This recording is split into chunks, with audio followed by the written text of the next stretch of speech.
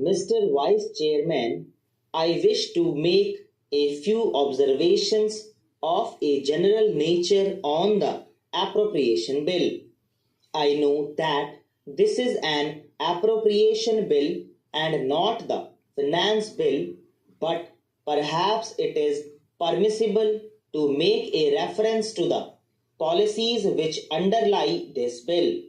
The bill, in its broad feature, is having regard to all the circumstances that prevail in this country, a reasonable measure and deserving all the support of this House. We were left behind 200 years back in the struggle for life. The Industrial Revolution bypassed us.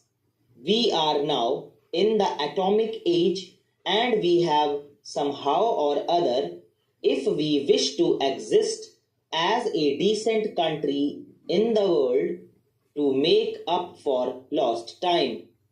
We have to provide for our people a higher standard of living, and that higher standard of living we can provide only by increasing production, and increased production involves increased expenditure.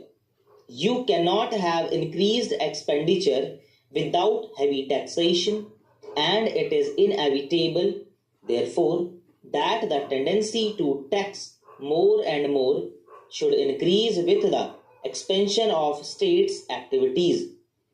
We wish to usher in a socialist economy. Let us be clear as to what we mean by a socialist economy. We have heard a great deal about the private sector and the public sector. Well, we have got a mixed system of economy, and I suppose we have to be fair to the private sector. But there is just one thing about it that you must be clear about. In a socialist economy, the direction of investment and the control of investment must rest in the hands of the state. In a socialist economy, the public sector must dominate the private sector. All this is vital for a socialist economy.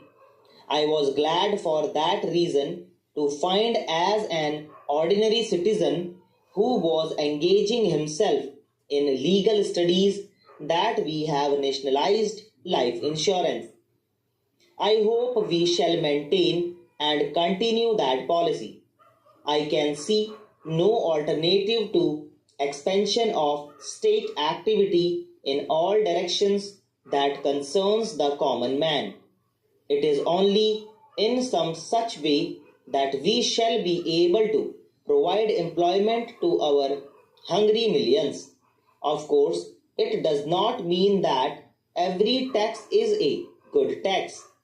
As one who rather likes to be described as a socialist, I have a little objection to indirect taxation. I think the better way to deal with the problem of taxation is to tax those who are in a position to bear the burden of taxation. We find the richer classes always saying that the taxation is very heavy. Even if the taxation was moderate, they would say it was heavy. But it is extraordinary that when once a tax of a direct nature has been levied, the industry is able ultimately to adjust itself to the conditions imposed by the tax, and therefore we have to do a little dynamic thinking in these matters. It does not mean that every item of taxation is a right item. Personally, I agree with my honorable friend that a tax on salt or a tax on food grains is not perhaps an ideal tax. It is not a right tax, and it should be levied, if it has to be levied at all, with extreme moderation. but my general point of view is that I would favor more direct taxation and less indirect taxation. May I just say that planning needs trained personnel. We cannot, in the 20th century, compete with the advanced countries of the world without trained personnel, and it is for that reason I am a little worried as one who has been connected with education for well over 35 years in my state about the rapid fall in our university standards. Now, I speak with some knowledge of this question. I have been connected as an examiner with many Indian universities. I know them. I am in contact with our young men, and it is very painful for me to find that they are not able to express themselves today in any language whatever. It is not as if they are able to express themselves very well in Hindi. I should be happy if they were able to express themselves well in Hindi, but the distressing feature is that the vast majority of our students are not well up in their studies, and the tragedy is that they are not able to express themselves in any language properly. Of course, there is overcrowding in the universities. I am not complaining against this overcrowding, and I think education is the birthright of every student. I visualize a time when education in all its aspects will be as free as the air that we breathe. The only thing that we should require or we should demand is the capacity to profit by higher education. Higher education must not be made too expensive for the poor. After all, the unfortunate section of the community has a right to a better deal, but what I am worried about is the fall in standards.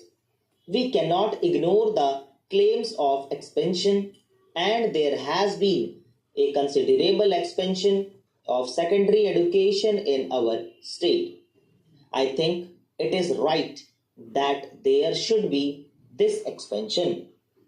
The question, however, is how are we going to reconcile the claims of expansion with the claims of efficiency?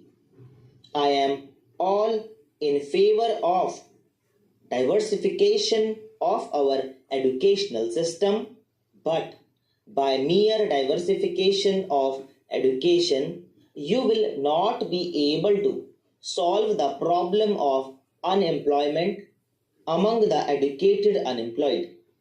You will merely substitute a class of specialist unemployed for the general unemployed today. How are you going to tackle this problem? I think it is unnecessary for us to insist upon uniformity of standards in all our higher educational institutions in the country. The view has also been put forward by the ministry that there should be uniformity of standards in all the universities. दोस्तों इसी के साथ